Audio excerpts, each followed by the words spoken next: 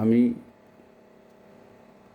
তেওট্ট high স্কুলের একজন প্রাক্তন ছাত্র। আমার নাম সুবিনয় মণ্ডল। আমি 2 বছর হলো সিদ্ধেশ্বরতলা ইনস্টিটিউশন থেকে আমি আমার ওখানে যে কর্ম ছিল, চাকুরি করতাম আর কি, সেই কর্মস্থল থেকে বিদায় নিয়েছি 24শে জানুয়ারি। তা আমার সেই স্কুলের 100 বছর পূর্ণ হয়েছে। 2021 সালের স্কুল, সেই গত 21 সালে 100 বছর পূর্ণ হয়েছে। এখন আবার আমি এসেছি তেওট্ট হাই স্কুলের এই 75 বছর পূর্তি অনুষ্ঠানটা সফল করার জন্য। আমার প্রথম হাই স্কুল তেওট্ট হাই স্কুল। আমার প্রথম জীবনের কিছু স্মৃতি আমার মনে পড়ে।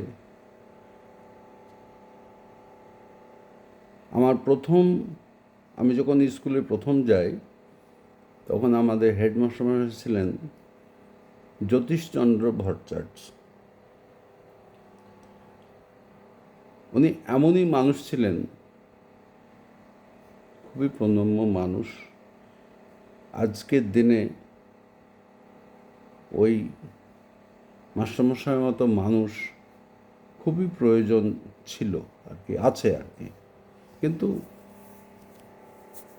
বর্তমান পরিবেশের প্রভাবে, রাজনৈতিক অস্থিরতার কারণে সেসব দিনগুলো কেটে গেছে। পরিবেশটা অন্যরকম হয়ে যাচ্ছে। ছাত্ররা স্কুলমুখী থেকে বিরত থাকছে। সেই সময় আমাদের হেডমাস্টারমশাই জ্যোতিষচন্দ্র ভট্টাচার্য মহাশয়, উনি যখন আমার এই তেওট্ট হাই স্কুলের পিছনে, উনি ওই এখন বাহাদুর থাকে ওখানের কোয়ার্টার ছিল, ওই কোয়ার্টার থেকে যখন একবার জাস্ট 11:15 ঘন্টা পড়তো, তখন উনি ওখান থেকে বেরিয়ে সোজা প্রেয়ার লাইনে অ্যাটেন্ড করতেন। নিমেষের মধ্যে স্কুলের যত ছাত্র, মানে 1 মিনিটও সময় লাগতো না, সব লাইন আপ হয়ে দাঁড়িয়ে পড়ত। নো সাউন্ড, এটাই অবাক করে দেয়। কোনো রকম কোনো শব্দ নেই। মাস্টারমশাইরাও সবাই দাঁড়িয়ে পড়তেন। প্রেয়ার হতো। গণেশবাবুর যে সুন্দর একটা শ্লোক দিয়ে, ইংরেজি শ্লোক দিয়ে আমাদের প্রেয়ার শুরু হতো। তারপরে আমাদের প্রার্থনা হতো। প্রার্থনার পরে ভারত মাতা কি জয় এখনও মনে পড়ে। একসাথে সব আমরা জয়ধ্বনি করতাম ভারত মাতা। যাই হোক, সেই দিনগুলা খুবই মনে পড়ে। সেই সময় দিগ্গজ পণ্ডিত ছিলেন মণিবাবু, ভবেশবাবু। এদের তুলনা করা খুব কঠিন। খেলাধুলার ছিলেন ননীবাবু, ননীগোপাল কর্মকার। কি আনন্দের সাথে সবাইকে পরিশ্রম করাতেন, আমাদের পরিশ্রমটা মনেই হতো না। আমাদের সময় স্কুলের ডিস্ট্রিক্ট চ্যাম্পিয়ন হয়েছে, অনেকে বাইরে চলে গিয়েছে, অনেকে ডাক্তার হয়েছে। আমাদের ব্যাচে ডাক্তার হয়েছে সুকুমার আশ্রফ, আজকে বড় বড় ডাক্তার। তেওট্ট স্কুল থেকে বহু বেরিয়েছে, ইঞ্জিনিয়ার, বড় বড় ইঞ্জিনিয়ার। আমার ফ্যামিলির, আমি, আমার ওয়াইফ, আমার এক ছেলে, এক মেয়ে, সবাই তেওট্ট হাই স্কুলেই পড়েছে, হাই সেকেন্ডারি। আমার মেয়েও একজন সফটওয়্যার ইঞ্জিনিয়ার, এখন বর্তমানে শ্যাম স্টিল কোম্পানিতে বড় জায়গায় আছে কলকাতায়। আমার ছেলে সফটওয়্যার ইঞ্জিনিয়ার, ও এখন বিদেশে চলে গেছে। এখন আমেরিকার ক্যালিফোর্নিয়ায় ও অ্যাপেল কোম্পানিতে আছে। সবই তেহট্ট স্কুলের সাফল্য বলতে পারি। তা বর্তমান প্রজন্মগুলা, এই প্রজন্ম যেটায় ভুগছে, এরা হতাশায় ভুগছে। আজকে বর্তমানে ভালো ছাত্র দেশ বিদেশে বেরিয়ে যাচ্ছে, আমাদের দেশে সেই পরিস্থিতি হচ্ছে না বিভিন্ন কারণে। আমাদের রাজ্যেও তো খুবই খারাপ অবস্থা, বেকার ছেলে পেলে একদম পড়াশোনাই করতে চায়, পড়ে কী হবে? মানে যারা অতি ভালো তারা চলছে, যারা একটু নিম্নমানের তারা অন্যদিকে চলে যাচ্ছে, টেকনিক্যাল লাইন ধরছে। ভবিষ্যৎ প্রজন্ম কি আগামী দিনগুলো তাদের যাতে কর্মসংস্থান হয়। তেহট্ট স্কুলের আরও দিক কতগুলা সে মনে পড়ে, খুবই মনে পড়ে। আমাদের ব্যাচটা যেমনি ভালো ছিল, কিছু সব রকম নিয়েই ছিল, এবং খুব ভালো, খুব খারাপও ছিল। খুব খারাপগুলো আগে আবার মিলিটারিতে গিয়েছে, সব থেকে আমাদের এটা আনন্দের আর কি, ওরাই আগে চাকরি পেয়েছে। আর তেহট্ট স্কুল আগে কোনো অনুদান পেত না, এত সদরের স্কুল। আমরা মানে কি, রবিবাবু ছিলেন, রবিবাবু কেমিস্ট্রি ক্লাস অসাধারণ ক্লাস নিতেন, বলবাবু সায়েন্সের ফিজিক্স অসাধারণ পড়াতেন, মানে এগুলো তুলনা হয় না। গণেশবাবু ছিলেন, ইংলিশে অসাধারণ পড়াতেন। এইসব মানুষের মানে মাস্টারমশাইয়ের কথা ভোলার নাই। রবিবাবু ছিলেন স্কুলটার কি করে উন্নতি করতে হবে, মানে কি বিল্ডিং, আমাদের ঘরের জায়গা হতো না তখন। ওই মাস্টারমশাইরা মিটিং করে, কমিটির সঙ্গে মিটিং করে যাত্রা আনতে হবে, ওই শেষের দিকে, শীতকালে শেষের দিকে যাত্রা আনতে হবে। তা যাত্রার আনার পর 4 দিন করে যাত্রা হতো। তা আমাদের টিম, আমরা মানে ক্লাস 9 থেকে 9, 10, 11, 12 4 বছর আমরা যুক্ত ছিলাম ওই যাত্রার মধ্যে, প্রতি বছর 4টে বছরই, এবং ব্যাপকভাবে আমরা পরিশ্রম করেছি এবং সেখানে ব্যাপক লাভও হয়েছে। প্রতি বছর ঘরের সংখ্যাও আমরা বাড়িয়েছি। আজকে এগুলা খুবই সত্যি কষ্ট লাগে যে বর্তমানে সরকার কত টাকা দিচ্ছে, বিভিন্নভাবে বিল্ডিং হয়ে যাচ্ছে, কিন্তু আগে পড়াশোনা ভালো হতো, বিল্ডিং ছিল না। খুব কষ্ট করে আমাদের মানুষ করতে হতো। তুলসীবাবু ছিলেন, ভূগোল পড়াতেন, নবকুমার বাবু ভূগোল পড়াতেন, খুবই ভালো, খুবই ভালো। তা হরেনবাবু ছিলেন, বাংলা পড়াতেন, সমরেন্দ্রনাথ বিশ্বাস ছিলেন, উনি বাংলা পড়াতেন। গল্পের ছলে কমলেনবাবুর কথা তো তুলনাই করা যায় না, যে এত সুন্দর বাংলা ক্লাস করাতেন কমলেনবাবু। আর যাত্রার সময় পায়ে হেঁটে হেঁটে আমাদের সঙ্গে সেই গ্রামে গ্রামে প্রচার করে বেড়াতেন উনি। হ্যাঁ, তা একটা মাস্টারমশাই হিসাবে ভাবা যায় না আমাদের সঙ্গে সেই গ্রামগুলোতে এইভাবে ঘুরে বেড়াতেন। তা আজকে আর যাত্রা সেই প্রয়োজন নেই, ঘরের সংখ্যা বেশিই হয়ে গেছে। কিন্তু শুধু তেহট্ট হাই স্কুল নয়, সব স্কুলে ঘরের সংখ্যা বেশি হয়ে গেছে, ছাত্র সংখ্যা কমে যাচ্ছে। পড়াশোনার মান হয়তো রেজাল্ট পার্সেন্টেজে বাড়ছে, কোয়ালিটিতে কিন্তু সেই হারে আসছে না। এটা কিসের জন্য বুঝতে পারছে না, হয়তো চাকরির পাচ্ছে না, কি পড়াশোনার কিছুটা গাফিলতি, মানে ঠিকমতো শিখছে না, ঠিকমতো শেখার ইচ্ছাও ছাত্রদের কমে গেছে। এটা পরিবেশের জন্যই হচ্ছে। তা যাই হোক, আমি বলবো, এর আগেও প্রথম যখন অনুষ্ঠান হয়েছিল, আমি স্কুলের মঞ্চে দাঁড়িয়ে বলেছিলাম যে মাস্টারমশাইরা আপনারা ক্লাসের ছাত্রদের ভালো খাবার দিন, তাহলে ছাত্ররা ক্লাসে আসবে, টিউশনের মুখে কম হবে। আমাদের সময় যেমন ছিল, টিউশনি ছিল না, শুধু ক্লাস ফলো করতাম আমরা। তাই এই কথাটা বলেছিলাম, ভালো খাবার মানে পড়াশোনা আর কি। তা এই কথাটা আমাকে অনেকজন বলেছিলেন যে আপনি সরাসরি কথা বলতে পারলেন, মানে বলবো না কেন, আমি তো শিক্ষক ছিলাম। তা আমার বলার তো কোনো যে আমরা কোনো ফাঁকি দিইনি।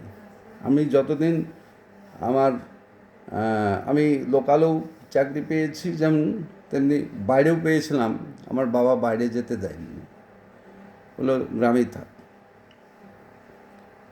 তা সেই আমার কলেজের প্রফেসর খন্দকার আব্দুল সালাম, ওনার পরামর্শ মতো আমি কোনো দিন মানে ক্লাসে পড়ানোর ফাঁকি কী জিনিস আমি বুঝিনি, এবং কোনো সময় ফাঁকি দিইও নেই। সব সময় মনোযোগ সহকারে ছাত্রদের সেইভাবে তুলেছি, এবং বহু ভালো ভালো ছাত্র বেরিয়েছে।